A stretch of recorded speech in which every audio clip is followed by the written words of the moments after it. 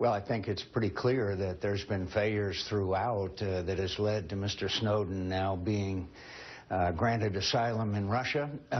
There is now a large percentage of Americans, particularly young Americans, who view Mr. Snowden as some kind of a whistleblower when we know that he betrayed his oath of office. There's a young generation that believe that he is some kind of Jason Bourne, and there has got to be more transparency. We need to ask questions like, why did Mr. Snowden have access to the information that he had to? It couldn't have been part of his job.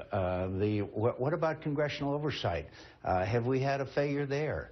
And clearly, Mr. Snowden's being granted asylum in Russia is a signal of incredibly bad relations between the United States and Russia, and Mr. Putin putting his thumb right in America's eye. Let's talk, though, about some of the specific reforms that President Obama proposed in his news conference. Let's put them up on the screen. Have a privacy advocate argue against the government on the other side in the surveillance court. Tighten the mass collection of phone records. Be more transparent when you can about surveillance. Do you think those are good ideas, or do you think there's a possibility they could impede our ability to stop any terrorist who means to do us harm?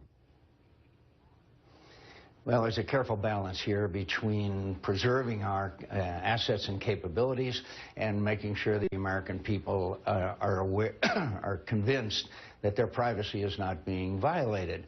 And it is a careful balance. Right now, as I mentioned, there's a kind of a generational change here. Young Americans do not trust this government. Without trust in government, then you can't do a lot of things. So I don't disagree with any of those proposals of the president's, but I also would ask how in the world do we have all these thousands of contractors and people like Snowden who may have access to information that there is no reason for them to have?